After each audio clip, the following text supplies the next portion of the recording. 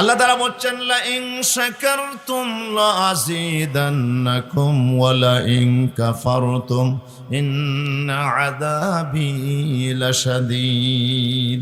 বান্দা আমার যদি শুকরিয়া আদায় করো, আমি আল্লাহ সুবহানাহু ওয়া তাআলা ওয়াদা করছি লা আযীদান্নাকুম, লামে তাকিদ, আবার নুনে সাকিলা তাকিদ, ডবল তাকিদ এনে আল্লাহ তাআলা জোর দিয়ে বলছেন খামোকা নিশ্চয় নিশ্চয় অবশ্যই আমি আল্লাহ সুবহানাহু ওয়া তাআলা আযীদান্নাকুম, তোমাদেরকে আমি নিয়ামত আরো বাড়াই দেব। জোর বলি আল্লাহু আকবার। আযীদান্নাকুম, নিয়ামত বাড়াই দেব। ওয়াদাকার ফেলে মুদারা দুই কাল বোঝায়, বর্তমান ভবিষ্যৎ, হাল মুস্তাকবাল। আযীদান্নাকুম, এখনো বাড়াই দিচ্ছি, সামনেও বাড়াই দিতে থাকবো। যতদিন তোমার হায়াত আছে ততদিন আমি নিয়ামত বাড়াই দেব। তোমাকে স্বাস্থ্য ভালো করে দেব, তোমার বিপদ দূর করে দেব, তোমাকে দুনিয়াতে মান সম্মানে রাখবো, ইজ্জত সম্মান দেব, তোমার কোনো ধরনের অভাব থাকবে না। আমি আল্লাহ তাআলা আমার নিয়ামত তোমার জন্য বাড়াই দিতেই থাকবো মৃত্যু পর্যন্ত। মৃত্যুর পরে যখন আবার জীবন আরেকটা শুরু হবে, কবরে, হাসরে, পুলসারাতে, আমি আল্লাহ তোমার নিয়ামত বাড়াই দিতে থাকবো। জান্নাতে যখন যাবে আরো বাড়াই দিতে থাকবো, ঠিক কিনা? এগুলো সব আযীদান্নাকুমের ভিতরে। লো আযীদান্নাকুম, আমি আমার নিয়ামত বাড়াই দেব, শুধু একটা শর্ত, বান্দা আমার শুকরিয়া আদায় কর। কি আদায় কর? বলে না কি আদায় করো? শুকরিয়া আদায় কর। আল্লাহ রাব্বুল আলামিন এই কথাটি বলছেন, মা ইয়াফআলুল্লাহু বিআযাবিকুম ইন শাকারতুম ওয়া আমানতুম। আল্লাহ তাআলা বলছে, বান্দা তোমরা যদি আমি আল্লাহকে বিশ্বাস করে, আমি আল্লাহর নিয়ামতের যদি শুকরিয়া আদায় করো, আমি আল্লাহ কখনো তোমাদেরকে শাস্তি দেব না, আযাব দেব না, দুনিয়াতেও দেব না, আখিরাতেও দেব না। আমি কেন তোমাদেরকে শাস্তি দেব? যদি আমার উপরে ঈমান এনে আমি আল্লাহকে বিশ্বাস করে আমার নিয়ামতের যদি বান্দা শুকরিয়া আদায় করো, আমি আল্লাহ কখনো তোমাকে আযাব দেব না। ওয়াদাকার আল্লাহকে ওয়াদা খেলাফ করেন, কিন্তু আমরা সেই ওয়াদা আমরা রক্ষা করি না। আমরা ওয়াদা করি আল্লাহ শুকরিয়া আদায় করবো, কিন্তু আমরা আল্লাহর ওয়াদা, আল্লাহর সাথে কৃত ওয়াদা আমরা রক্ষা করি না। সেজন্যে আল্লাহ তাআলা আমাদেরকে শাস্তি দেন, দুনিয়াতে আযাব দেন, আখিরাতে আমাদের জন্য আযাব আল্লাহ তাআলা রেখে দিয়েছেন। আল্লাহ বলছেন লা ইন কাফারতুম ইন্না আযাবি লাশাদীদ, যদি নাফরমানি করো, না শুকরি করো, মনে রেখো আমার আযাব বড় ভয়াবহ। তাহলে আমরা যত নিয়ামত পেয়েছি তার ভিতরে সবচেয়ে সেরা নিয়ামত কি? আহারে আওয়াজ বের হচ্ছে না কি? কোরআন। বড় নিয়ামত কি? কোরআন। এই কোরআন যারা পেয়েছে, কোরআনের ইলম যারা অর্জন করার সুযোগ পেয়েছে, কোরআনের নিয়ামত যারা হাসিল করতে পেরেছে, তারা সত্যিই ভাগ্যবান। তাদের চেয়ে বড় সৌভাগ্যবান আর জমিন আর কেউ নাই। আমরাই সেই সৌভাগ্যবান যে আমাদের কিসমত এত ভালো যে আল্লাহ আমাদেরকে সেই নিয়ামত দান করেছে। আলহামদুলিল্লাহ বলবো না? রাদিনা কিসমাতাল জব্বার ফিনা, রাদিনা কিসমাতাল জব্বার ফিনা, লানা ইলমুন ওয়ালিল আদাই মালু, লানা ইলমুন ওয়ালিল জুহাল মালু। আল্লাহু আকবার। হযরত আলী কারামাল্লাহু ওয়াজহু উনি দেওয়ানে আলীর মধ্যে বলছেন যে আল্লাহ তাআলা নিয়ামত বন্টন করেছেন। সব নিয়ামতের মালিক কে? বলেন না, সব নিয়ামতের মালিক কে? ওমা বিকুম মিন নি'মাতিন ফামিনাল্লাহ। আল্লাহ তাআলা বলছেন, বান্দা যত নিয়ামত পেয়েছো সব আমি আল্লাহ দিয়েছি, আর কেউ দেয় নাই, ঠিক কি না? কিন্তু মাঝে মাঝে আমরা ভুলে যাই। মাঝে মাঝে কি ভুলে যায়? মাঝে মাঝে ভুলে যায় নিয়ামত যিনি দিয়েছেন তার শুকরিয়া আদায় করি না। আমরা শুকরিয়া আদায় করি নেতা কেতা যারা নিজেরাই ফকির, নিজেরাই হবাবি, পুরা পার্লামেন্টের বক্তৃতায় একবারের জন্য আলহামদুলিল্লাহর আওয়াজ বের হয় না। এমন কপাল পোড়া এমপি বাংলাদেশে আছে না নাই? কথা বলেন, আছে না নাই? পুরোটা বক্তৃতার ভিতরে শুধু নেতার গুণগান করে, নেত্রীর গুণগান করে, একবারের জন্য আল্লাহ শুকরিয়া আদায় করে না। অথচ সেই এমপি হওয়ার সুযোগ কে দিয়েছে? ভাগ্যের ফায়সালা কে করেছে? ক্ষমতা কে দিয়েছে? কিন্তু তারা বিশ্বাস করে না আল্লাহ দিয়েছে। তারা মনে করে যে নেত্রী আমাকে এই ক্ষমতায় বসিয়েছে। নেতা নেত্রী কি আপনাকে ক্ষমতায় রাখতে পারবে? যদি রাখতে পারতো আজকের এই পরিস্থিতি এরকম হতো না, ঠিক কি না? বলেন না?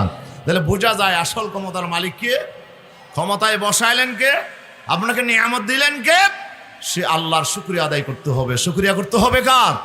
আল্লাহ। কিন্তু আমরা সে আল্লাহর কথা ভুলে গিয়ে মাঝে মাঝে আমরা অন্যের প্রশংসায় এত পঞ্চমুখ হয়ে যাই, সারাটা বক্তৃতায় আমরা আমাদের জবান থেকে একবারের জন্য আল্লাহর শব্দ, আল্লাহর নাম আমাদের উচ্চারণ হয় না। নাউজুবিল্লাহ বলেন না। এটি হচ্ছে কপাল পোড়াদের আলামত। কিসের আলামত? তাহলে সব নিয়ামত কে দিয়েছেন? বলেন না, কে দিয়েছেন? মাঝে মাঝে আমাদের নেতারা বলে যে এবার গজে চড়ে আসছে দুর্গা। দুর্গা কি চড়ে আসছে? কথা বলেন না। দুর্গা মাঝে মাঝে বিভিন্ন বাহনের উপর চড়ে আসে, হতে এবারে গজে চড়ে আসছে, হাতির উপর চড়ে আসছে, যে তার এবার এই জন্য ফলন বেশি হয়েছে, দান বেশি হয়েছে দুর্গার কারণে। তারপরে নওয়াজবিল্লাহ না হয় ইনার নেতাওয়ালার কথা হই দিক, যারা মুসলমান দাবি করে নিজেকে পরিচয় দেয়, এই জাতের নেতারা মাঝে মাঝে এমন কথা বলে আমাদের হাসি পায়, আমাদের হাসি পায়। আপনার দুর্গা কি আমাদেরকে ফলন দিতে পারে, দান দিতে পারে, রিজিক দিতে পারে? আমার রিজিকের মালিক কে? রিজিক দিতে পারেন কে? ওয়ামা মিন দাব্বাতিন ফিল আরদি ইল্লা আলাল্লাহি রিজকুহা। আল্লাহ বলছে, বান্দা শুধু তুমি নয়, এই পৃথিবীতে বিচরণশীল যত প্রাণী আছে সমস্ত প্রাণীর রিজিকের দায়িত্ব আমি আল্লাহ আমার কুদরতের হাতে গ্রহণ করেছি। আমি আল্লাহ তাআলা রিজিক দেয়, কেউ রিজিক দেয় না। তাহলে নিয়ামত কে দিয়েছেন? আমরা যা কিছু পাইছি সবকে দিয়েছেন, সব আল্লাহ তাআলা দিয়েছেন। এই জন্য নিয়ামতের শুকরিয়া আদায় করতে হবে আল্লাহ তাআলার। আল্লাহ তাআলা এই নিয়ামত বন্টন করেছেন, এই নিয়ামত ভাগ করেছেন। কাকে কি নিয়ামত দিতে হবে সেটা আল্লাহ তাআলা ভালো জানেন। নিয়ামতগুলো ভাগ করেছেন কে? কিসমত কিয়া হর এক কো কসামে আজল নে, किस्मत की हर एक को कस्साम अज़ल ने, जिस चीज़ को जिस शख्स का काबिल नजर आया, जिस चीज़ को जिस शख्स का काबिल नजर आया। আল্লাহ তাআলা নিয়ামত বন্টন করেছেন, কাকে কোন নিয়ামত দিতে হবে, যে যে নিয়ামতের উপযুক্ত আল্লাহ তাকে সেই নিয়ামত দান করেছেন। আল্লাহু আকবার। সব কৃষ্মা কার? বলেন না কার? কাফেররা প্রশ্ন উত্থাপন করছে, আল্লাহ নবী বানানোর জন্য আর কাউকে পাই নাই, মুহাম্মদ সাল্লাল্লাহু আলাইহি ওয়াসাল্লাম আপনাকে আল্লাহ পেয়েছেন, তোমাকে আল্লাহ পেয়েছেন নবী বানানোর জন্য, যে তোমার বাপও নাই, মাও নাই, কোনো অভিভাবক নাই, লেখাপড়াই নাই, তোমার ধন সম্পদও নাই, কিছু নাই, এরকম একজন শূন্য হাতের একজন মানুষকে তোমাকে আল্লাহ পাইল নবী বানানোর জন্য। আমাদের মতো বড় বড় ধনী শিল্পপতি, বড় বড় পুঁজিপতি, অনেক টাকাওয়ালা পয়সাওয়ালা আল্লাহ আমাদেরকে দেখে না নবী বানানোর জন্য। ফালাউলা উনজিলা আলাল ক্বরিয়াতাইন আযীম। ঠিক আছে, কোরআন কেন নাজিল হলো না? মক্কা এবং তায়েফের দুই জনপদের ভিতরে যত বড় বড় মানুষ আছে তাদের উপরে কেন কোরআন নাজিল হইল না? আল্লাহ তোমাকে দেখছে এতিম একটা ছেলেকে, আল্লাহ নিজে জবাব দিচ্ছে। নবী আপনার জবাব দেওয়া দরকার, আমি আল্লাহ জবাব দিচ্ছি। আল্লাহু আ'লামু হাইসু ইয়াজআলু রিসালাতাহু, আল্লাহু আ'লামু হাইসু ইয়াজআলু রিসালাতাহু। আল্লাহ বলছে, বান্দা তোমাদের কি আমি আল্লাহর সাথে জ্ঞান বেশি হয়ে গেছে? আমি আল্লাহ ভালো জানি কাকে রিসালাতের দায়িত্ব দিতে হবে, কে নবুয়তের দায়িত্ব পালন করতে পারবে, কে এটার উপযুক্ত, সেই জ্ঞান আমি আল্লাহর সবচেয়ে বেশি আছে। আমি ভালো জানি কাকে নবী বানাতে হবে। আল্লাহু আকবার। তাহলে সব ফাইসালা কার হাতে বলেন তো? বলেন না কার হাতে?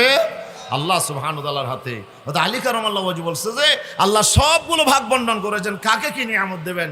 আল্লাহ যে আমাদেরকে কোরআনের নিয়ামত দিলেন, এর চাইতে বড় নিয়ামত আর কিছু হইতে পারে না। এই জন্য আমরা বেশি খুশি যে আল্লাহ আমাদের দুশ্মন যারা তাদেরকে ধন সম্পদ দিয়ে আল্লাহ তাদেরকে বিদায় করে দিয়েছে, দুনিয়ার অল্প দিনের সামান্য নিয়ামত দিয়ে তাদেরকে সন্তুষ্ট করে দিয়েছে। রাদু বিল হায়াতিদ দুনিয়া ওয়া তুমান্নু বিহা, তারা দুনিয়া নিয়ে সন্তুষ্ট হয়ে গেছে। আর আমাদেরকে আল্লাহ দিয়েছেন কোরআনের নিয়ামত, দ্বীনের নিয়ামত, যে নিয়ামত এটা শুধু এই দুনিয়া নয়, অনন্তকাল ধরে বান্দা এই নিয়ামতের সুফল ভোগ করতে থাকবে। ঠিক কিনা? ওয়াল বাকিয়াতুস সালিহাত খায়রুন ইনদা রাব্বিকা সাওয়াবান ওয়া খায়রুন আমালা। এটি হচ্ছে এমন বাকিয়াতুস সালিহাত, এমন কিছু নিয়ামত যে নিয়ামতগুলো আল্লাহ তাআলা বাকি রাখবেন বান্দাদের জন্য, এটা অনন্তকাল ধরে মানুষ ভোগ করতে থাকবে। আলহামদুলিল্লাহ বলেন না? আরো জোরে বলেন আলহামদুলিল্লাহ।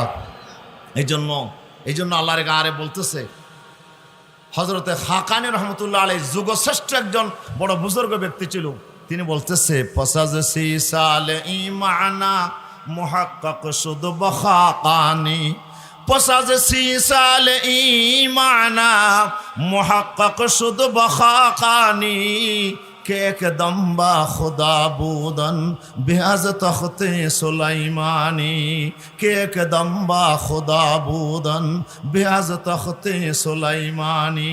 তিনি বলছে যে 30 বছর সাধনা করে গবেষণা করে আমার কাছে যে বিষয়টা ক্লিয়ার হয়েছে সেটা কি জানো?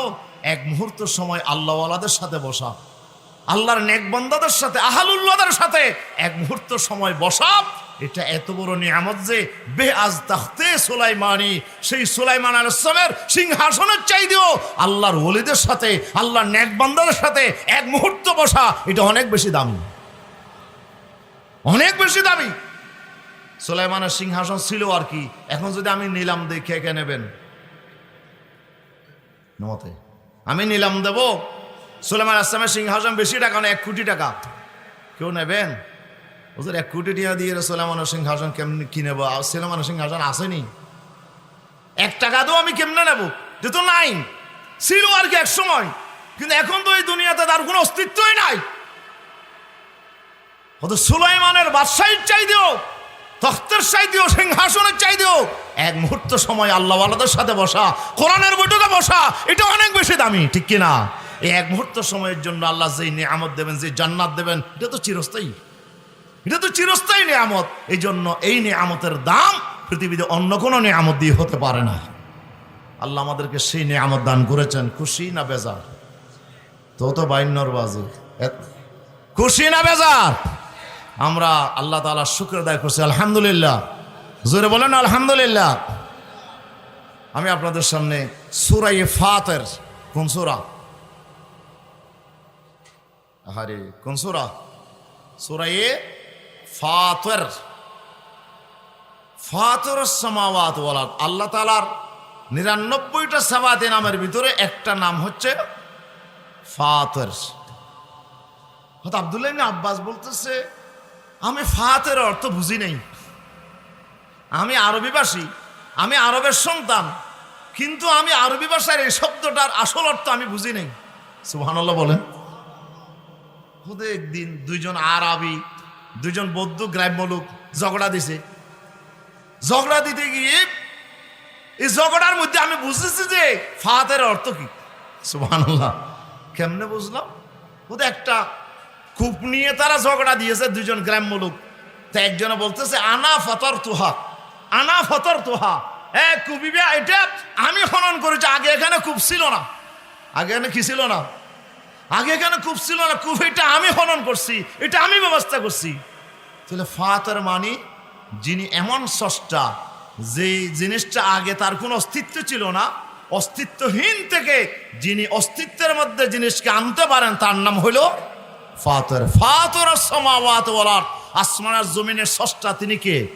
কথা বলেন না, তিনি কে? আসমান জমিন আগে ছিল? কোনো নমুনা ছিল? কোনো ডিজাইন ছিল?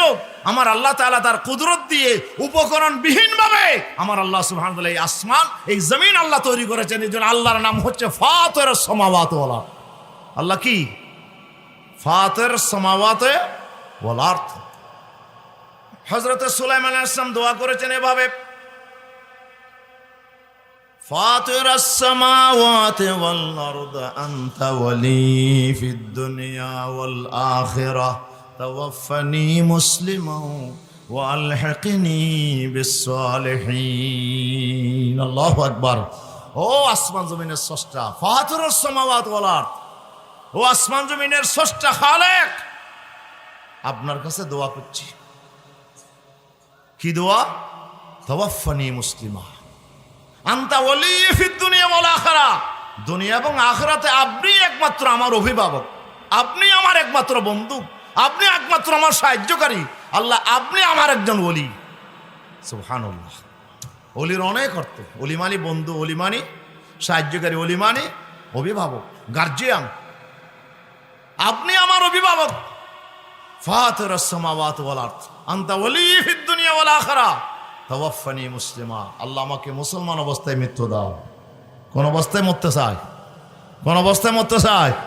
মুসলমান অবস্থায় মরতে চায়। আল্লাহ আমাকে মুসলমানের হালতে ইসলামের উপরে তুমি আমাকে ওয়াফাত দান করো, আমাকে মৃত্যু দান করো।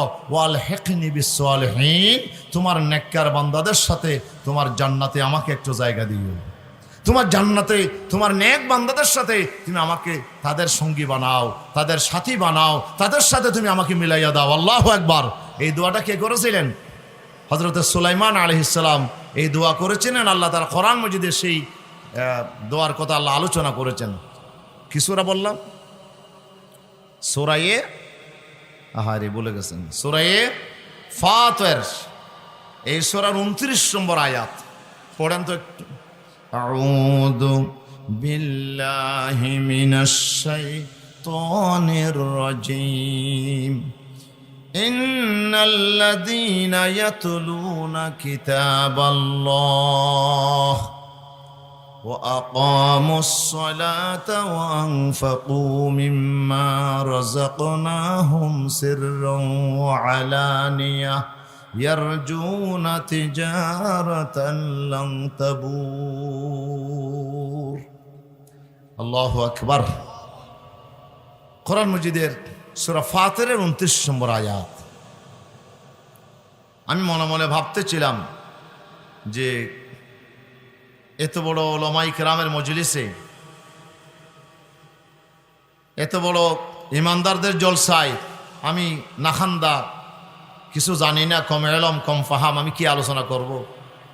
তো মনে পড়ে গেল হযরত সৈয়দ আলী আন-নাদভী রাহিমাহুল্লাহ, সৈয়দ আলী আন-নাদভী রাহিমাহুল্লাহ, ওনার একটি কথা মনে পড়ল। উনি বলছে কোরআন যে মুজিজা, কোরআন যে বিস্ময়কর কিতাব, এটি আমি হাড়ে হাড়ে টের পেয়েছি। আমি যখন কোনো অনুষ্ঠানে যাই তখন আমি কি আলোচনা করব, আমি তো টের পাই না কি আলোচনা করব। তখন আমি খেয়াল করে দেখি অনুষ্ঠানের শুরুতে কোরআন মজিদের যে তেলাওয়াত হয়, এটা আমি খুব মনোযোগ দিয়ে শুনি। শোনার পরে আমি চিন্তা করি যে আমার আলোচনার বিষয় ওই আয়াতের মধ্যে খুঁজে পাই আমি। আল্লাহ তাআলা আমাকে ইশারা করেন যে এখানেই তোমার আলোচনার বিষয় আছে। আল্লাহু আকবার। এটি হচ্ছে কোরআনের মুজিজা। এটা কিসের মুজিজা? কোরআনে পাকের মুজিজা। সৈয়দ আলী আন-নাদভী রাহিমাহুল্লাহ উনি বলছে যে প্রত্যেকটা যে কোনো মাহফিলে, যে কোনো অনুষ্ঠানে আমি গেলে আগে কোরআন তেলাওয়াতটা শুনি, যে তেলাওয়াতের মধ্যে যে আয়াতগুলো পড়ে সেখানেই আমার আলোচনার বিষয় আমি খুঁজে পাই। তো নামাজ পড়তেছিলাম যে আজকে এশার নামাজ, আমাদের ইমাম সাহেব হুজুর একটা আয়াত তেলাওয়াত করছে। আপনারা যারা পড়েছেন হয়তো প্রথম রাকাতে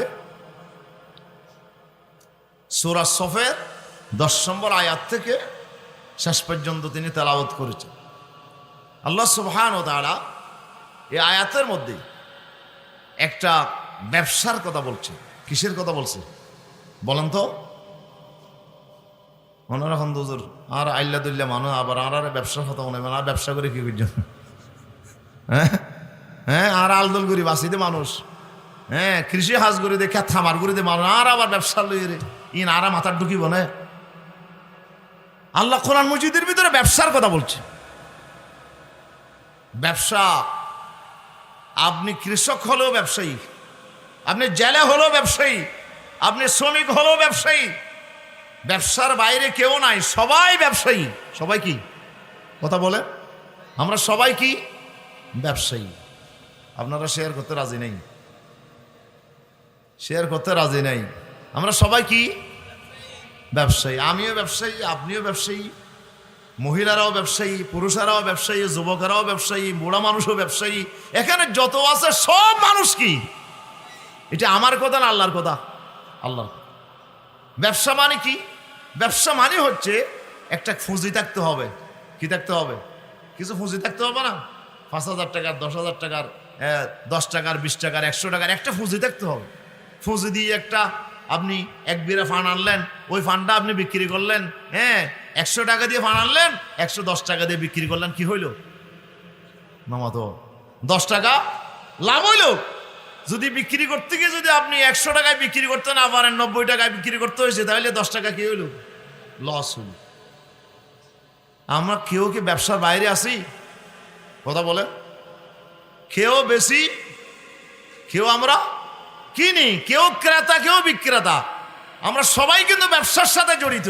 আপনি ব্যবসার সাথে জড়িত না হলে আপনি জীবনে বাঁচতেই পারবেন না, ঠিক কিনা? আপনাকে কোনো না কোনোভাবে হয়তো কিনতে হবে, না হয়তো বেচতে হবে। তাহলে আমরা সবাই ব্যবসা রিলেটিভ। আমরা আল্লাহ তাআলা বলছেন দুনিয়ার যত মানুষ আছে সব ব্যবসায়ী। ব্যবসার মধ্যে যেমন পুঁজি লাগে, প্রত্যেকটা মানুষকে আমি আল্লাহ তাআলা একটা পুঁজি দিয়েছি। সেই পুঁজি হলো তার হায়াত। পুঁজি কি? পুঁজির নাম কি? ইয়াসুরুন নাসু মা যাহাবাল লায়ালি ওয়ালাকিন যাহাবাহুন্না লাহু যিহাবা ওয়ালাকিন যাহাবাহুন্না লাহু যিহাবা।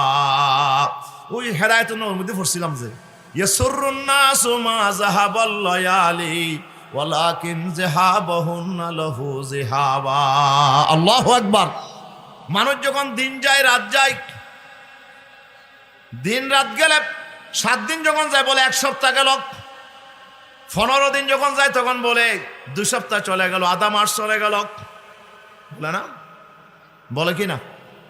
30 দিন যখন চলে গেল কি বলে? 1 মাস হয়ে গেল, 2 মাস হয়ে গেল। 60 দিন যখন চলে যায় 2 মাস হয়ে গেল, 90 দিন যখন চলে যায় 3 মাস হয়ে গেল। এভাবে বলতে বলতে 12 মাস যখন যায় কি বলে? 1 বছর হয়ে গেল। 1 বছর যেতে যেতে এইভাবে 24 মাস যখন যায় বলে 2 বছর চলে গেছে। 36 মাস গেলে 3 বছর চলে গেছে। এইভাবে বছরের পর বছর, মাসের পর মাস যায়। মানুষ যেই খুশি হয় বলে আস্তে আস্তে আমার ছেলের বয়স বাড়তেছে। বয়স আগে ছিল 1 মাস, এখন মাশাআল্লাহ 1 বছর হয়ে গেছে, এখন 2 বছর হয়ে গেছে। আস্তে আস্তে কথা বলতে পারে, হাঁটতে পারে। এখন তো আল্লাহ দিলে বাচ্চার বয়স বাড়তেছে। যুবক বলে আমার বয়স আগে ছিল ছোট্ট ছিলাম, শিশু ছিলাম, বালক ছিলাম, এখন আমার বয়স বাড়ছে, এখন আমি বয়স বেশি হয়ে গেছি। বুড়া মানুষ হলে সে বলে বাজিরি ব্রিটিশ আমলর তোয়ান দেখ তো 1960 সাল 59 সাল তোয়ান দেখ তো হয় না হয় ইনার দেখি দে তোয়ানি বিয়া 59 সাল তোয়ান হদিবা ব্রিটিশ আমলর তোয়ান তুই দেখ না হদু আই 91 সাল তোয়ান ন দেখি দে 59 সাল তোয়ান দেখ। বয়স যখন একটু বেশি হয়, তখন সে নিজেকে বেশি বয়স্ক দাবি করে, বেশি মুরব্বী দাবি করে। ইয়াসুরুন নাসু মা যাহাবাল লায়ালি ওয়ালাকিন যাহাবাহুন্না লাহু যিহাবা। 1 বছর যখন হয়ে গেল, এখন এই যে ডিসেম্বরের আসছে, এখন সারা দেশের মধ্যে একটা অনুষ্ঠান হবে 31st নাইট। কি হবে? শূন্য অন্য দিনই কি নাম? 31st night. 31st নাইটে কি হবে? ওদের 31শে ডিসেম্বর রাতের 12টায় বছর শেষ হয়ে যাবে। 12টা 1 মিনিটে আবার আরেকটা বছরের নতুন দিন শুরু হয়ে যাবে। এই জন্য এই মুহূর্তে মানুষ আনন্দ উদযাপন করতেছে যে বছর কেমনে শেষ হয়ে গেল। নতুন বছরকে বরণ করার জন্য, নববর্ষকে বরণ করার জন্য মানুষেরা লাফালাফি করে, ঠিক কিনা? কবি বলতেছে ইয়াসুরুন নাসু মা যাহাবাল লায়ালি। এই যে রাত গেল, দিন গেল, যাইতে এই যে বছর গেল, তুমি যে আনন্দ করছো, আসলে কি এটা আনন্দের বিষয়? ওয়ালাকিন যাহাবাহুন্না লাহু যিহাবা। এইভাবে যাওয়া মানে তো তোমার হায়াত শেষ হয়ে যাওয়া। কি শেষ হয়ে যাওয়া? হায়াত শেষ হয়ে যাওয়া, তোমার জীবন শেষ হয়ে যাওয়া। তোমার জীবন তো কয় হয়ে গেল, 1 বছর নতুন আসতেছে, আরেক বছর গেছে, মানে তোমার হায়াত থেকে 1 বছর শেষ হয়ে গেছে, ঠিক কিনা বলেন না? এই জন্য কবি বলছে কি আশাবাস সগীরা ওয়া আফনাল কাবীর, আশাবাস সগীরা ওয়া আফনাল কাবীর, করুল গাদাতে ওয়া মাররুল আশি, করুল গাদাতে ওয়া মাররুল আশি। ওদের ছোটকে যুবক বানায় দিয়েছে, যুবককে বৃদ্ধ বানায় দিয়েছে। কোন জিনিসটা?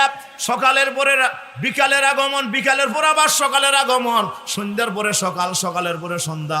এই সকাল সন্ধ্যা আসতে আসতেই তো আমাদের হায়াত। এক সময় শিশু ছিলাম, এরপরে বালক হইলাম, এরপরে যুবক হইলাম, এরপরে এখন বুড়া হয়ে গেলাম, ঠিক কিনা?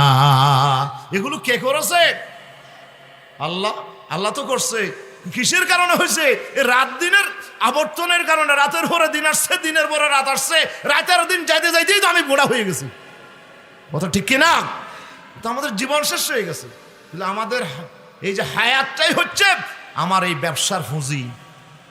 হায়াত যেটা পাইছি এটা কি? নামাতে এটা ব্যবসার পুঁজি। আমাদের প্রত্যেকের হায়াত আছে না নাই? তাহলে আল্লাহ আমাদেরকে কি দিয়েছে? একটা পুঁজি দিয়েছে। কি দিয়েছে? পুঁজি দিয়েছে। এই পুঁজি দিয়ে যারা ব্যবসা করে, আমরা সবাই ব্যবসা করতেছি, এই ব্যবসার ভিতরে কেউ লাভবান হয়, আবার কেউ লস হয়। হন না? ব্যবসায় কেউ লাভবান হয়, আবার কেউ কি খায়? লস হয়। আল্লাহ কোরআন মজিদে 2 প্রকার ব্যবসার কথা বলছে। কয় প্রকার? 2 প্রকার ব্যবসার কথা বলছে আল্লাহ তাআলা সূরা বাকারার 2য় পৃষ্ঠায় আল্লাহ বলেন, উলাইকাল্লাযীনা ইশতারাউদ দালালাতা বিল হুদা ফামা রাবিহাত তিজারাতুহুম ওয়া মা কানু মুহতাদিন। আল্লাহু আকবার। মুনাফিকের আলোচনার পরে কিসের আলোচনার পরে? মুনাফিকদের আলোচনার পরে কোরআন মাজিদের প্রথম 5 আয়াতের মধ্যে আল্লাহ তাআলা সূরা বাকারার 5 আয়াতের মধ্যে আল্লাহ মুত্তাকিদের কথা আলোচনা করেছেন। তো আয়াত 5 আয়াত। এরপরে 2 আয়াতের মধ্যে আল্লাহ কাফিরদের কথা আলোচনা করেছেন। 7 আয়াত চলে গেল। 8 আয়াত থেকে আপনার 13টা আয়াত আমার আল্লাহ তাআলা মুনাফিকদের ব্যাপারে আলোচনা করেছেন। আয়াত নমাতে আয়াত 13 আয়াত, তাহলে 20 আয়াত পর্যন্ত মুত্তাকি কাফের মুনাফিকের আলোচনা আছে। তার মধ্যে 13টা আয়াত হচ্ছে শুধু মুনাফিকদের উপর আলোচনা। 1টা আয়াতের আলোচনা মুত্তাকিদের জন্য, আর 2টি আয়াতের আলোচনা কাফেরদের জন্য, আর 13টা আয়াতের আলোচনা কাদের জন্য? মুনাফিকদের জন্য। মুনাফিক আছে নেই? নাই নাই। মুনাফিক আছে না? এখন দুনিয়াতে মুনাফিক তাই বানব? হ্যাঁ, বেশি আছে না কম আছে? আল্লাহ রসুলের জমানায় মুনাফিক ছিল কিনা? ছিল। ধরা পড়ছে হুদের ময়দানে যুদ্ধে যাওয়ার সময়। আল্লাহ রসুল 1000 নিয়ে যুদ্ধে রওনা দিয়েছে, সেখান থেকে 300 মুনাফিক আব্দুল্লাহ বিন উবাইর নেতৃত্বে মদিনায় ফিরে আসছে। তাহলে রসুল্লাহর সাথে যারা আছে তাদের ভিতরে 3 ভাগের 1 ভাগ মুনাফিক ছিল। 3 ভাগের 1 ভাগ। এখন হবাগের ভাগ হবে। এখন তো বাজে 10 ভাগের 9.5 ভাগ তো বেশি কম আল্লাহ। হ্যাঁ, ব্যাগুন মুনাফিক। আর আমল হিসাব করতে উনো মুনাফিক, আজি জাফর দিব মুনাফিক, মুহাদ্দিস সাফর দিব মুনাফিক, নমত ইমাম সাহেব কত দিব কি ইব মুনাফিক। কিন্তু আমরা চিনি না আসলে কে মুনাফিক। এই জন্য আমার আল্লাহ সুবহানাহু ওয়া তাআলা মুনাফিকের পরিচয় আল্লাহ তাআলা কোরআন মাজিদে আলোচনা করেছেন। 13টা আয়াত ধরে লম্বা আলোচনা করেছেন। 2টা দৃষ্টান্ত দিয়েছে। কয়টা দৃষ্টান্ত? মাসালুহুম কামাসালিল্লাযী ইসতাওকাদা নারা আও কাসাইয়্যিবিন মিনাস সামাই ফীহি যুলুমাত ওয়া রা'দুন ওয়া বারকুন ইয়াজআলুনা আসাবি'আহুম। 2টা উদাহরণ দিয়েছে, एग्जांपल দিয়েছে, দৃষ্টান্ত দিয়েছে মুনাফিকদেরকে চিনানোর জন্য। আল্লাহু আকবার। তাহলে আমিও মুনাফিক হইতে পারি, আপনিও মুনাফিক হইতে পারেন, হুজুরও হইতে পারে, হাজী সাহেবও হইতে পারে। কে হতে পারে? কে মুনাফিক? আব্দুল্লাহ ইবনে আবি মুলাইকা বলতেছে, আমি 30 জন সাহাবার সাথে আমার দেখা হয়েছে। আদরাকতু সালাসিনা মিন আসহাবিন নবী সাল্লাল্লাহু আলাইহি ওয়াসাল্লাম, বুখারী শরীফে, যে আমি 30 জন রাসূল পাকের 30 জন সাহাবীর সাথে আমার মোলাকাত হয়েছে। আমি 30 জনের সাথে মোলাকাত করে আমি দেখলাম যে তারা সবাই আশঙ্কা করতেছে আমরা মুনাফিক হয়ে গেলাম কিনা। সাহাবীদের ভিতরে একটা আতঙ্ক ছিল, আমি কোনো মুনাফিক হয়ে যাচ্ছি কিনা। আমাদের ভিতরে সেই আতঙ্ক, সেই ধরনের চিন্তা ভাবনা কি আমাদের ভিতরে আছে? আমরা মনে করি যে আমরা খাঁটি ইমানদার, কিন্তু আমার ভিতরে মুনাফিকে থাকতে পারে। এই জন্য আমার আল্লাহ তাআলা লম্বা আলোচনা করছে মুনাফিকদের ব্যাপারে। আল্লাহ বলছে, উলাইকাল্লাযীনা ইশতারাউদ দালালাতা বিল হুদা, ওরা তো তারাই যারা গোমরাহিকে কিনে নিয়েছে হেদায়েতের বিনিময়ে। হেদায়েতের বিনিময়ে গোমরাহিকে কিনে নিয়েছে। ইশতারাউদ দালালাতা বিল হুদা আই বাদদালুল দালালাতা বিল হুদা, তারা গোমরাহিকে খরিদ করে নিয়েছে হেদায়েতের বিনিময়ে। ওরা হেদায়েতের পথে চলতে চায় না, ওরা পথভ্রষ্টতার পথে তারা চলতে চায়, ঠিক না? ওরা দুনিয়ার জমিনে মুসলমানের লেবাস নিয়ে তারা গুমরাহির মধ্যে চলতে চায়। আল্লাহ বলছে, ফামা রাবিহাত তিজারাতুহুম, তাদের ব্যবসা লাভজনক হয় নাই। ওদের ব্যবসা, মুনাফিকরা কিন্তু লাভের জন্য মুনাফিকে করতেছে। কিসের জন্য? কত বাজি এক ফটো তাইলে ওই তো নয়, ইতারালের সম্পর্ক রাহরিব, ইন্ডিয়া রাহরিব, দুনিমিকে রাহরিব, হন্নাক নমত ইজা লাকুল্লাযিনা আমানু ক্বালু আমান্না, ইমানদারের সাথে মিলিত হইলে বলে আমি ইমানদার। ওয়া ইজা খালাউ ইলা শায়াতিন ক্বালু ইন্না মাআকুম, শয়তানদের সাথে যখন মিলিত হবে বলে আমরা তো তোমাদের দলে আছি। আছেন এরকম?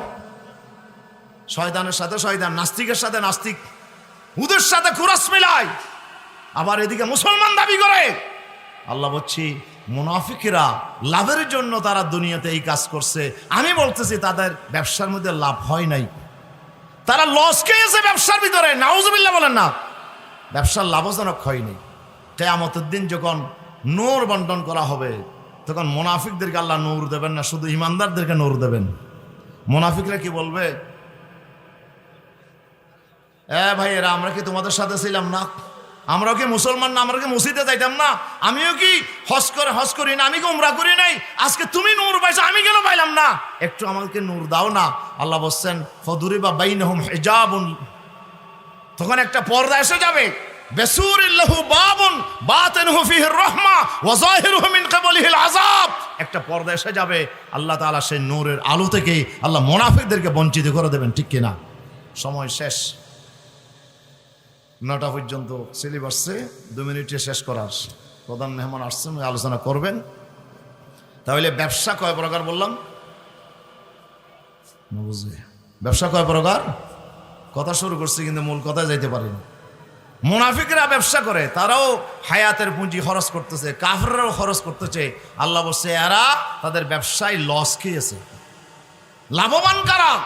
যারা ইমানদার তারা ব্যবসায় লাভজনক, তাদের ব্যবসা লাভ হয়েছে। বলেন আলহামদুলিল্লাহ। ব্যবসা কি হয়েছে? হাল আদুল্লুকুম আলা তিজারাহ তুনজিকুম মিন আযাবিন আলীম। আল্লাহ বলছে আমি কি এমন একটা ব্যবসার কথা বলবো যে ব্যবসা তোমাদেরকে কঠিন আযাব থেকে নাজাত দেবে, তোমাদেরকে বিরাট লাভবান করবে। ইয়াগফির লাকুম যুনুবাকুম, জিন্দেগির গুনাহ মাফ করে দেবে। ওয়া ইউদখিলকুম জান্নাতিন তাজরি মিন তাহতিহাল আনহার, আর তোমাদেরকে চিরস্থায়ী জান্নাতের মালিক বানাইয়া দেবে। এমন একটা ব্যবসার কথা কি আমি বলবো? ব্যবসা কি সেটা? আল্লাহ তাআলা বলছেন সেই ব্যবসা হচ্ছে তুমিনুনা বিল্লাহি ওয়া রাসূলিহি ওয়া তুজাহিদুনা ফি সাবিলিল্লাহি বিআমওয়ালিকুম ওয়া আনফুসিকুম যালিকুম খায়রুল লাকুম ইন কুনতুম তা'লামুন। সেই ব্যবসা হচ্ছে বান্দা ঈমান আনার পরে, আল্লাহ এবং রাসূলের উপর বিশ্বাস স্থাপন করার পরে তুমি আল্লাহর জমিনে তোমার জান দিয়ে মাল দিয়ে তুমি এই জমিনে কোরআনের আইন প্রতিষ্ঠার জন্য, আল্লাহর দ্বীন জমিনে কায়েম করার জন্য, কোরআনের সমাজ কায়েম করার জন্য তুমি জিহাদ করবে, তুমি আন্দোলন করবে, সংগ্রাম করবে। তোমার জান, তোমার মাল, তোমার সময়, তোমার শ্রম, তোমার টাকা পয়সা, তোমার ইজ্জত আবরু সব কোরআনের জন্য ব্যয় করবে। আমি আল্লাহ বললাম যারা নিজেদের হায়াত, তাদের হায়াতের পুঁজি, তাদের আপনার ধন সম্পদ, টাকা পয়সা যা কিছু আছে সব যারা কোরআনের পথে বিনিয়োগ করে তারাই হচ্ছে সফল কাম, তারাই হচ্ছে তাদের ব্যবসায়ী লাভবান। আল্লাহু আকবার। সে ব্যবসা কি? এই সূরা ফাতির 29 নম্বর আয়াত আল্লাহ বলছেন ইন্নাল্লাযিনা ইয়াতুলুনা কিতাবাল্লাহ, যারা আল্লাহর কিতাব কি করে? তেলাওয়াত করে। তাফসীরে কুরতুবীতে বলতেছে আল্লামা আবু আব্দুল্লাহ আল কুরতুবী রাহিমাহুল্লাহ বলছে হাযিহি আয়াতুল কুররাইল আমিলিনাল আলামিনা। সুবহানাল্লাহ। হাযিহি আয়াতু কুররাইল আমিলিনাল আলামিনা, এটা হচ্ছে ওই আয়াত যে আয়াত হচ্ছে কারিদের জন্য, আলেমদের জন্য, আমেলদের জন্য। আল্লাহু আকবার। আল্লাহ কি বলছেন? ইন্নাল্লাযীনা ইয়াতুলুনা কিতাবাল্লাহ, যারা আল্লাহর কিতাব তেলাওয়াত করে। আল্লাহর কিতাব কি করে? তেলাওয়াত করে, কোরআন শরীফ তেলাওয়াত করে। এখানে আবার সাবারা যারা এখানে হেফজোহানায় পড়ে তারা কি পড়ে? মামা থেকে বাজে কি পড়ে? হেফজোহানায় কোরআন শরীফ তেলাওয়াত করে। হাফেজ সাহাবারা কোরআন শরীফ তেলাওয়াত করে, সারাটা দিন রাত শুধু তেলাওয়াত করতেছে। আল্লাহু আকবার। ইয়াতুলুনা কিতাবাল্লাহ ওয়া আকামুস সালাত, কোরআন শরীফ তেলাওয়াত করে, কোরআন শরীফ পড়ে।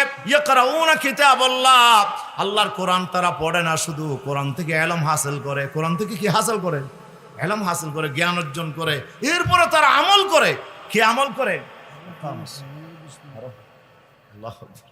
ওয়া আকামুস সালাত, আল্লাহ তাআলা বলছেন তারা কোরআন শরীফ তেলাওয়াত করে। তেলাওয়াতের জন্য 5টা শর্ত আছে। কয়টা? বলেন কয়টা? 5টা শর্ত আছে। যারা কোরআন তেলাওয়াত করে, সত্যিকার কোরআন তেলাওয়াতের জন্য 5টা শর্ত আপনাকে আদায় করতে হবে। 5টা শর্ত যদি আপনি আদায় করতে পারেন, আপনি হবেন সত্যিকার কোরআন তেলাওয়াতকারী। আল্লাহু আকবার। 1 নাম্বার, কোরআন তেলাওয়াতের জন্য প্রথম শর্ত হলো আপনাকে সহি শুদ্ধভাবে কোরআন কি করতে হবে, নাকি জানতেন ভাবে হয়ে যাবে কই? কুল আল্লাহু আহাদ, আল্লাহু সমদ, আল্লাহ জিবে আছে বেড়ে খাই ফেল, কি মানে কি? কুল আল্লাহু আহাদ মানে কি? কুল মানে খাই ফেল, খাই ফেল। হু আল্লাহু আহাদ, আল্লাহ যেটা আছে একজন, ইফেরে খাই ফেল। আর আরেকজন নতাবে আর হনি করে ডরানো হরি আছে দিবে খাই ফেলে লেবু। ওই এনে অর্থ কুল হু আল্লাহু আহাদ, বলো আল্লাহ এক এবং একক। কুলের জায়গায় আপনি কুল পড়লেন, আপনার তেলাওয়াত কি শুদ্ধ হয়েছে? নামাজ কি শুদ্ধ হবে? নামাজ তো শুদ্ধ হবে না। নামাজ পড়ার জন্য, কোরআন শরীফ পড়ার জন্য আপনাকে আগে সহি শুদ্ধভাবে কোরআন শিখতে হবে, ঠিক কিনা? হেফজখানায় যদি আপনি ছাত্রটা দেন, 1 নম্বর কি শিখাবে? যে নমাতো 1 নম্বর কি শিখাবে? 1 নম্বর নাজারা পড়াবে, এরপরে কওয়ায়েদ পড়াবে, কায়দা সহ, তাজবিদের কায়দা সহ আপনার বাচ্চাটাকে সহি শুদ্ধভাবে কোরআন শরীফ শিক্ষা দেওয়া হবে, ঠিক কিনা? এটা তেলাওয়াতের প্রথম শর্ত, আপনি হেফজখানায় আদায় হবে ইনশাআল্লাহ। ইয়াতুলুনা কিতাবাল্লাহ, কোরআন শরীফ তেলাওয়াতের প্রথম শর্ত হলো আল্লাহ তাআলা বলছেন তুমি শুদ্ধভাবে সহি শুদ্ধভাবে কোরআন শরীফ পড়ো, সহিভাবে কোরআন শরীফ তেলাওয়াত করো। 2 নাম্বার, সহি শুদ্ধভাবে পড়ার পরে তুমি কোরআন শরীফ সহি শুদ্ধভাবে তেলাওয়াত করলেই শুধু হবে না, এই কোরআন শরীফকে বুঝে বুঝে পড়তে হবে। কোরআন শরীফকে বুঝে বুঝে পড়তে হবে, না বুঝলে কোরআন তেলাওয়াতের হক আদায় হবে না। এই জন্য আমার বিশ্বনবীকে আল্লাহ তাআলা হুকুম করতেছেন, ইয়া আইয়ুহাল মুযাম্মিলু কুমিল লাইলা ইল্লা কলিলা নিসফাহু ওয়া বিনকুস মিনহু কলিলা আও জিদ আলাইহি ওয়ারাত্তিলিল কুরআনা তারতিলা।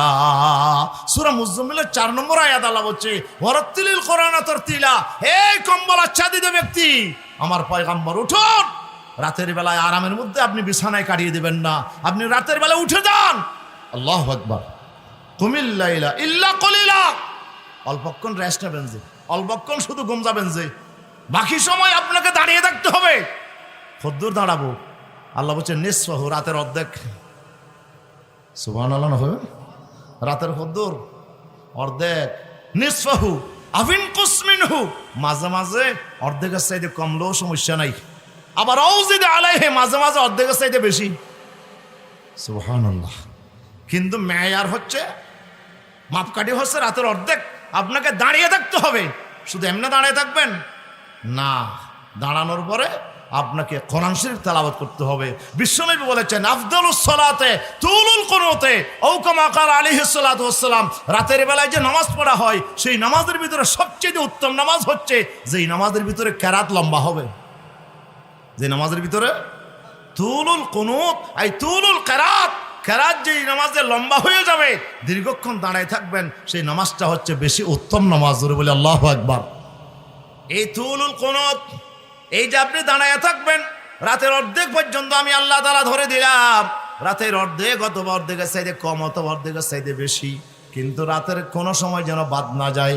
আপনাকে নির্দম নীরব নিস্তব্ধ, সারা দুনিয়া সবাই ঘুমের ভিতরে বিভোর হয়ে গেছে, আপনি নির্জন অবস্থায় আপনি উঠে দাঁড়ান, উঠে আপনি নামাজের মধ্যে দাঁড়িয়ে আপনি কোরআন শরীফ পড়তে থাকেন।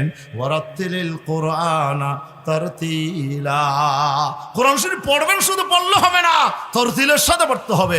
তরতিল মানে কি? তরতিল মানে হচ্ছে আপনার ধীরস্থিরভাবে পড়া। তরতিলের জন্য কয়েকটা শর্ত আছে, তার ভিতরে একটা শর্ত হলো তাসবিহ সহকারে পড়া। সহি তেলাওয়াত তো আছেই, তারপরে ধীরস্থিরভাবে পড়তে হবে, আস্তে আস্তে পড়তে হবে। এই জন্য আমার বিশ্বনবী যখন কোরআন শরীফ তেলাওয়াত করতেন, মা উম্মে সালমা রাদিয়াল্লাহু হাদিস বর্ণনা করেছেন যে রাসূল সাল্লাল্লাহু আলাইহি ওয়াসাল্লাম যখন তেলাওয়াত করতেন এক আয়াত করে পড়তেন, আলহামদুলিল্লাহি রাব্বিল আলামিন, এরপরে দাঁড়াইতেন, এরপর আর রহমানির রহিম, এরপরে দাঁড়াইতেন মালিক ইয়াউমিদ্দিন, আবার দাঁড়াইতেন। প্রত্যেক আয়াতের মাথায় মাথায় বিশ্বনবী ওয়াকফ করতেন, দাঁড়াইতেন। এটা এভাবেই তেলাওয়াত করা হচ্ছে তরতিলের সাথে পড়া। কিসের সাথে পড়া? তরতিলের সাথে পড়া। এরপরে হুসনে সাউতের সাথে পড়া। কোরআন শরীফ পড়ার সময় কণ্ঠ সুন্দর করে আকর্ষণীয় করে পড়া, যেভাবে পড়লে পরে আল্লাহর বান্দারা কোরআন শুনে কোরআনের দিকে ধাবিত হবে। এইভাবে কোরআনকে সুন্দরভাবে সহি শুদ্ধভাবে পড়বে এবং ধীরস্থিরভাবে পড়বে, এবং কোরআন শরীফকে পড়ার সময় সুন্দর আওয়াজে সুন্দর হোসনে সাউদ দিয়ে তুমি কোরআন পড়বে, তাহলে হবে তরতিলের সাথে কোরআন শরীফ পড়া। ওয়ারাত্তিলিল কোরআন তারতিলা। তো তরতিল কেন করতে হবে? ও তো তরতিল হচ্ছে কোরআন শরীফ বোঝার জন্য। কোরআন শরীফ কথা বলেন না, কোরআন শরীফ বোঝার জন্য। আপনি কোরআন শরীফ এক আয়াত করে পড়বেন, এরপরে চিন্তা করবেন এই আয়াতের ভিতরে আল্লাহ কি বললেন, আল্লাহ কি বুঝালেন আমাকে। আলহামদুলিল্লাহ রাব্বিল আলামিন, এটার অর্থ কি, এটার ব্যাখ্যা কি, এটার বিশ্লেষণ কি। আপনি নামাজের ভিতর চিন্তা করেন আল্লাহ এখানে কি বললেন, আর রহমানুর রহিমের অর্থ কি, এটা চিন্তা করবেন। আপনি আস্তে আস্তে এক আয়াত করে পড়েন। এখন তো আর এক নিয়ে আসে সূরা ফাতিহা শেষ আছে না নাই বাজি। ইমাম সাহেব চায় আগে মসজিদ হন্নানত নামাজ তাড়াতাড়ি শেষ হইয়া না পর্যন্ত হন্না নামাজ হন্নানত মিনিটও নামাজ শেষ হয়। মসজিদে আনো যাইম দে জিয়ানতে 5 মিনিট দেরি হয়, না না আনো যাইতাম না। আর কেন কোরআন শরীফ ফুরি? আমার বিশ্বনবীকে আল্লাহ বলছে ওয়ারাত্তিলিল কোরআন তারতিলা। কোরআন শরীফ সহি শুদ্ধভাবে আপনি ধীরস্থিরভাবে আস্তে আস্তে পড়েন। কেন? কোরআন শরীফ বোঝার জন্য, কোরআন শরীফ বোঝার জন্য। আব্দুল্লাহ ইবনে মাসউদ বলছে আমি সূরা বাকারাটা তেলাওয়াত করতে আমার 10 বছর সময় লাগছে। কোন বর্ণনা আছে 8 বছর সময় লাগছে। 8 বছর সময় লাগছে সূরা বাকারা একটা সূরা তেলাওয়াত করতে। আর তো আল্লাহ দিলে 2-3 দিনে খতম শেষ, 1 সপ্তাহে খতম শেষ। কিন্তু সাহাবায়ে কেরাম তেলাওয়াত করতেন অত্যন্ত ধীরস্থিরভাবে, বুঝে বুঝে তেলাওয়াত করতেন। এক একটা আয়াত থেকে তারা গবেষণা করে কোরআনের সেখান থেকে তারা মাসালা বের করতেন। শুধু ইন্নামাল আমালু বিন্নিয়াত একটা হাদিস থেকে 10,000 মাসালা ইস্তেমবাদ করা হয়েছে। সোজা কথা, আল্লাহর দ্বীনের বড় বড় মুজতাহিদ উলামারা তারা চেষ্টা করেছে কোরআনের এক একটা আয়াত থেকে তারা রত্ন, তারা মণিমুক্তা বের করেছে, গবেষণা করেছে। আল্লাহ তাআলা বলেন কোরআন শরীফ যেটা দিয়েছি এটা শুধু পড়ার জন্য দেই নাই, কিতাবুন আনজালনাহু ইলাইকা মুবারাকুন লিয়াদাব্বারু আয়াতিহি ওয়া লিয়াতাযাক্কারা উলুল আলবাব। ও আল্লাহর বান্দা, কোরআন শরীফ যেটা দিয়েছি এটা এমন একটা বরকতময় কিতাব, এটা লিয়াদাব্বারু আয়াতিহি, কোরআনের প্রতিটা আয়াতের মধ্যে গবেষণা করার জন্য আমি একটি মহামূল্যবান, একটি মহা জ্ঞানবান পূর্ণ, একটি হিকমতপূর্ণ বিজ্ঞানময় কোরআন আমি দুনিয়ার মানুষকে দান করেছি। আল্লাহু আকবার। তাহলে কোরআন শরীফ কি করতে হবে? বুঝতে হবে। হন না, কোরআন শরীফ বুঝতে হবে। আমরা কি বুঝছি? যদি বুঝতাম আজকে কোরআন শরীফ নিয়ে বাড়াবাড়ি করতাম না, আলেমদের সাথে আমরা তুচ্ছ তাচ্ছিল্য করতাম না, ঠিক কিনা? বুঝি নাই, কোরআন শরীফ বুঝি নাই। কোরআন শরীফের কথা বললেই হদ হুজুর আজিয়া ওয়াস্তবে কিনা আর পর্যন্ত আল্লাহ নহতনকা আজিয়া ইমাম সাহেব হদ দেয়া হদ হুজুর আয় আলোচনা করছি তো আর কমিটির সদস্যকে হদ দে হুজুর তো আজিয়া ওয়াজ বিঘিন আর করছে দে তুকে কেন করলো ওয়াজ? মনে করতে হবে কোরআনের ভিতরে আমার আপনার কথা আছে, আপনার আলোচনা কোরআনের ভিতর আছে। কি করতে হবে? সব আছে। এখানে তালাকের কথা আছে, এখানে নেকার কথা আছে, এখানে বিচারের কথা আছে, এখানে শাসনের কথা আছে, এখানে নাই কিসের কথা? কোরআনের ভিতরে সব কথা আমার আল্লাহ তাআলা খুলে খুলে বর্ণনা করে দিয়েছেন, ঠিক কিনা বলেন না? কোরআনের ভিতরে সব আছে, কিন্তু আমরা বুঝতেছি না। আমরা কি বুঝতেছি না? আমরা কোরআনকে শুধু তাবিজের কিতাব বানাইছি, কোরআনকে আমরা শুধু ফানি ফরার কিতাব বানাইছি, এটাকে খতম পড়ার জন্য কিতাব বানাইছি। কিছু হুজুর আছে আর কোনো হামনা শুধু খতম পড়া, শুধু কি পড়া? খতম পড়তে হবে, কিন্তু শুধু খতম করার জন্য কোরআন শরীফ আসে নাই। কোরআন শরীফ আসছে এই সমাজকে পরিবর্তন করার জন্য, এই দেশকে পরিবর্তন করার জন্য, আমাদের জীবনকে কল্যাণ আর শান্তিতে ভরে দেওয়ার জন্য কোরআন আসছে, ঠিক কিনা? এই কোরআন থেকে আমরা এই কল্যাণ পাচ্ছি না কেন? যেহেতু আমরা কোরআন বুঝি না। কোরআন বুঝি, কোরআন বুঝতে হবে। 3 নাম্বার, যা বুঝেছেন সেটা আবার আমল করতে হবে। সেটা কি করতে হবে? আমল করা লাগবে। আমল না করলে আপনি যা পড়লেন, যা শুনলেন, শিখলেন, এর কোনো দাম নাই। আমল করা লাগবে। এরপরে 4 নাম্বার, যা আপনি বুঝলেন, আমল করলেন, সেটা আপনার আত্মীয় স্বজন, পাড়া প্রতিবেশী, দেশবাসীর কাছে আপনার এই কথাগুলো পৌঁছাই দিতে হবে, তাবলীগ করতে হবে, পৌঁছাই দিতে হবে। সুবহানাল্লাহ। ইয়া আইয়ুহার রাসূল বাল্লিগ মা উনজিলা ইলাইক। রাসূল, আপনার কাছে যে কোরআন আমি নাজিল করেছি এটা আপনি মানুষের কাছে পৌঁছাই দেন। শুধু পড়লে হবে না, এটাকে পৌঁছাই দিতে হবে। আমরা কি পৌঁছাই দিই? বল্লিগু আন্নি ওয়ালাউ আয়া, এক আয়াত হলেও আপনার কাছে যা আছে সেটা আরেক ভাইয়ের কাছে পৌঁছাই দিতে হবে। তাবলীগ করা লাগবে, আপনাকে পৌঁছাই দিতে হবে। এরপরে 5 নম্বর আরেকটা দায়িত্ব আছে, সেটা কি? কোরআন শুধু পৌঁছাই দিলে হবে না, কোরআনের হক আদায়ের জন্য, তেলাওয়াতের জন্য আরেকটা শর্ত আছে। সেই শর্তটা কি? সেটি হচ্ছে কোরআনের ভিতরে যতগুলো আয়াত আছে সেখানে 500 আয়াত আছে শুধুমাত্র আইনের উপরে, আপনার লর উপরে, আপনার আইনের উপরে 500 আয়াত আল্লাহ তাআলা নাজিল করেছেন, যেটা দিয়ে একটা শরীয়ত আল্লাহ তাআলা মানব জাতির সামনে পেশ করেছেন, ঠিক কিনা? শরীয়তের ভিতরে সব আছে না নাই? অজু গোসলের মাসালা থেকে শুরু করে, হাজ নামাজের মাসালা থেকে শুরু করে, রাষ্ট্র পরিচালনার নিয়ম পর্যন্ত, বিচার ফয়সালার নিয়ম পর্যন্ত সব আল্লাহর কোরআনের শরীয়তের ভিতরে আছে নাকি নাই? 500 আয়াতের ভিতরে চুরি করলে শাস্তি কি হবে, ডাকাতি করলে শাস্তি কি হবে, জানা করলে শাস্তি কি হবে, রাষ্ট্র কেমনে চালাবেন, বিচার কেমনে করবেন, আপনি তালাক করলে সংসার বিচ্ছেদ হলে কি করবেন, নেকা করলে দায়িত্ব কি, স্বামী স্ত্রীর কি দায়িত্ব, মা বাবার কি দায়িত্ব, সব কথা কোরআনের ভিতর আছে না নাই? জোরে বলেন না, আছে না নাই? চুরির আয়াতটাকে সারা জীবন পড়লেন মাথায় টুপি দিয়ে, মানুষকে শোনাইলেন, কিন্তু দেশে চুরির আইনটা চালু হইল না, এটার কোনো দাম আছে? আল্লাহ বলে সুরকে ফাইলে, পুরুষ হোক আর মেয়ে হোক, মহিলা হোক, ফাইলে হাত কেটে দাও। এটা কার আইন?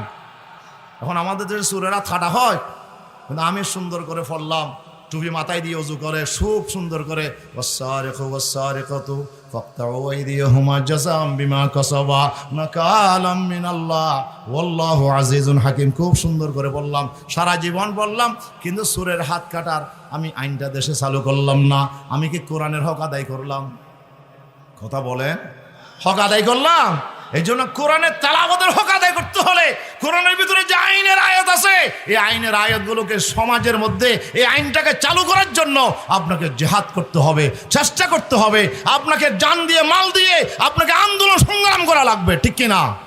যদি সেটা করেন তাহলে আপনি কোরআনের হক আদায় করলেন, কোরআনের যথার্থ আপনি তেলাওয়াত করলেন। আমার বিশ্বনবী মুহাম্মদ রাসূলুল্লাহ সাল্লাল্লাহু আলাইহি ওয়াসাল্লাম শুধু রাতের বেলায় তাহাজ্জুদে কোরআন পড়ে শেষ করে দেয় নাই, তিনি আবার উহুদের ময়দানে গিয়েছে, তায়েফের ময়দানে গিয়েছে, খন্দকের ময়দানে গিয়েছে, 27টা যুদ্ধে তরবারি নিয়ে যুদ্ধের সেনাপতি হিসেবে তিনি যুদ্ধ করেছে আল্লাহর জমিনে কোরআনের আইনকে সমাজে প্রতিষ্ঠা করার জন্য, ঠিক কিনা বলেন না?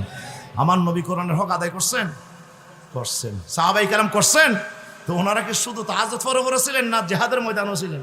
তাহলে কোরআনের হক আদায় করতে হলে, তেলাওয়াতের হক আদায় করতে হলে আপনাকে যেমন সহিহ শুদ্ধভাবে কোরআন পড়তে হবে, যেমন বুঝতে হবে, যেমন আমল করা লাগবে, তেমনি আবার তাবলীগ করা লাগবে, তেমনি আবার কোরআনের সমাজ প্রতিষ্ঠার জন্য আপনাকে মাঠে ময়দানে জান এবং মাল দিয়ে আপনাকে সাহায্য সহযোগিতা, আপনাকে চেষ্টা সংগ্রাম আন্দোলন করতে হবে, ঠিক কিনা?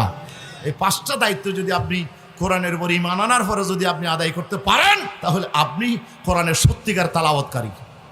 সত্যিকার কি? আল্লাহ তাআলা বলছেন, ইন্নাল্লাযীনা ইয়াতলুনা কিতাবাল্লাহ, যারা কোরআন শরীফ তেলাওয়াত করে মানে শুধু কণ্ঠ দিয়ে সুন্দর করে পড়ার নাম তেলাওয়াত না, এই 5টা শর্ত সহকারে যারা কোরআনেরকে যারা বুঝে যারা এইভাবে কোরআনের হক আদায় করে যারা তেলাওয়াত করে, আল্লাহ বলছেন ওয়া আকামুস সালাত, এরপরে যারা নামাজ কায়েম করে, নামাজ কি করে? নামাজ কায়েম করে, ওয়া আনফাকু মিম্মা রাযাকনাহুম সিররান ওয়া আলানিয়া, গোপনে প্রকাশ্যে যারা আমার দেওয়া রিজিক থেকে যারা আল্লাহর রাস্তায় যারা দান করে, যারা এই সমাজে কোরআনের রাজ প্রতিষ্ঠার জন্য, এই যে কোরআনের বাগানকে টিকিয়ে রাখার জন্য যারা টাকা পয়সা দিয়ে, ধন দিয়ে, দৌলত দিয়ে যারা এই প্রতিষ্ঠানগুলোকে টিকিয়ে রাখে, যারা এই ময়দানে আল্লাহর দ্বীনের বিজয়ের জন্য কোটি কোটি টাকা তাদের হাত থেকে যারা খরচ করে, আল্লাহ বলছেন ইয়ারজুনা তিজারাতান লান তাবুর, তারাই হচ্ছে ব্যবসায়ী, লাভবান ব্যবসায়ী। এরা কি ব্যবসায়ী? ও লাভবান ব্যবসায়ী। তারা ইয়ারজুনা তিজারাতান, তারা এমন ব্যবসার আশা করে লান তাবুর, যে ব্যবসার মধ্যে কোনো লস হবে না ইনশাআল্লাহ। আসুন আমরা সেই ব্যবসার, আমাদের হায়াতের পুঁজি দিয়ে, আমাদের একদিন হায়াত শেষ হয়ে যাবে, এই হায়াতের পুঁজি দিয়ে আমরা এমন একটা ব্যবসা করব যে এই ব্যবসার মধ্যে আমাদের লাভ হবে ইনশাআল্লাহ। সেই ব্যবসা কি? ব্যবসা দিয়ে কোরআন তেলাওয়াত করতে হবে। আমাদের কি করতে হবে? কোরআনের তেলাওয়াতের হক আদায় করতে হবে, নামাজ কায়েম করা লাগবে, এরপরে আমাদের কি আমাদের বান্দার হক, আমাদের সম্পদের হক আমাকে আদায় করতে হবে। টাকা পয়সা দান দিয়েছেন এগুলো গোপনে প্রকাশ্যে আমাকে যাকাত থেকে শুরু করে আমাকে দান সদকা এগুলো আমাকে করে যেতে হবে। আল্লাহ তাআলা বলছেন তাহলেই তোমার ব্যবসা লাভজনক হবে। আল্লাহ আমাদের তৌফিক দান করুন, আমিন। হাযা মা ইনদি ওয়াল ইলমু ইনদাল্লাহ। আসসালামু আলাইকুম ওয়া রাহমাতুল্লাহ।